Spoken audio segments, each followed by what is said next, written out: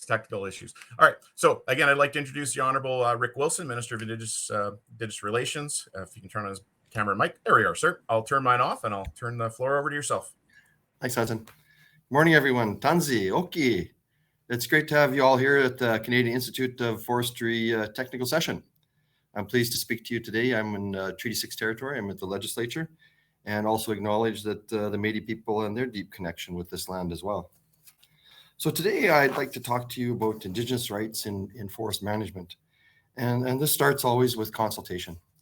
And consultation is how the Alberta government ensures that First Nations, Métis settlements, and credibly asserted Métis communities have a meaningful way to participate in Crown decision that affects their rights and their lands, while at the same time ensuring that Indigenous communities see the full benefits and opportunities.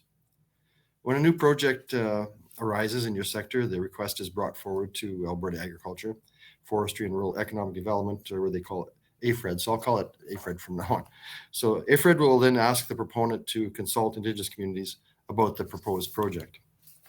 This is because strong relationships are at the root of every successful project, and building these relationships should start before any project begins. By building relationships, we are making sure that everyone knows one another, shared and separate goals, and how we can work together towards a positive result. So let me give you an example of how building relationships is important. So I'm a builder by trade. I used to build houses, and you can do it quickly with the best materials and the equipment available. The house might have 3 bedrooms, a pool, whatever, and every add-on you can imagine. But the house was supposed to be for a family of 7, but I didn't check with that. So I was building for a smaller size family. Now that family is upset and the relationship with the builder is strained. In other words, the builder should have developed a relationship with the client in mind first, and a chance to get to know the family's needs. Now, most of us would say this is an example that wouldn't happen in real life. Yet examples like this on projects where consulting is lacking. If we can build the house properly, we can also build those strong relationships with our Indigenous communities. So as we move towards reconciliation, building these relationships is even more important. And there are many existing opportunities to work together on new and exciting projects, thanks to the strong success of Alberta's economic recovery plan. So I'm going to encourage you to reach out to Indigenous communities or to someone in the industry to get that relationship started. And I encourage you to listen to different and diverse viewpoints here today. In any case, we have to start with an open mind and be prepared to listen and consider each other's views.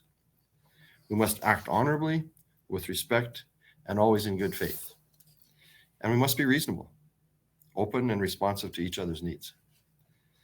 Doing this is going to create a great end result for everyone.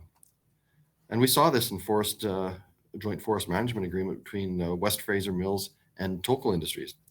And it's been renewed for the next 20 years in exchange for various responsibilities.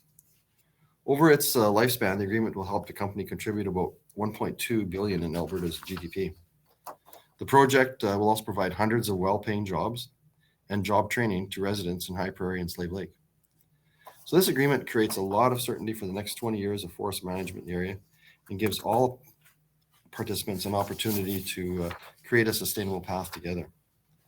So both companies have a strong track record of business relationships with Indigenous communities. And building such relationships also involves being clear about how we can best work together and how we can do it effectively. The Government of Alberta's consultation First Nation and Métis settlements provides a wealth of information on relationship building, and soon my ministry will be releasing Alberta's consultation guide for all Indigenous communities. Now this guide is going to provide information on Alberta's consultation and regulatory processes on the land, and on natural resource management decisions affecting Indigenous communities. To improve the effectiveness of consultation, the Alberta government also just launched the ACO digital service. Now with its Indigenous communities and proponents, we can directly access consultation documents to help keep everyone up to date on consultations more easily than ever. And we built this around our red tape reduction. And instead of users needing to access 3 or more systems for consultation, we're down to 1. Now that makes the consultation process even more clear for getting everyone involved.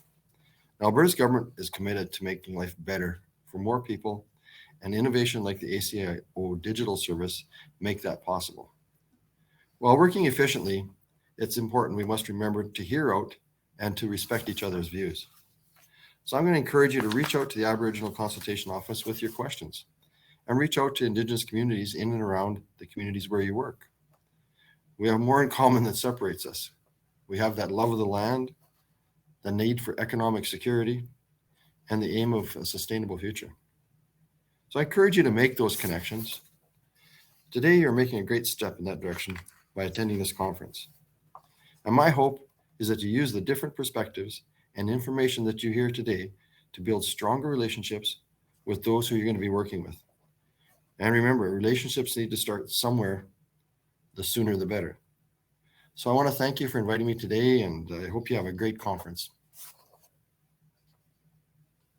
Very much, Minister. We certainly appreciate you taking the time out of your busy day today to speak to us on this topic. And again, I look forward to using the ACO's new process and hearing about it later on today by a couple of your folks. So again, thank you again, sir. I'll let you get about your day. Well, thank you so much for inviting me here. I really appreciate it. You betcha. Thank you, Minister. You betcha. Bye-bye. You bet. And folks, I'll just, I'm going to turn off stop presenting here shortly. We'll get the next two speakers lined up and we'll be back shortly. All right. We'll talk soon.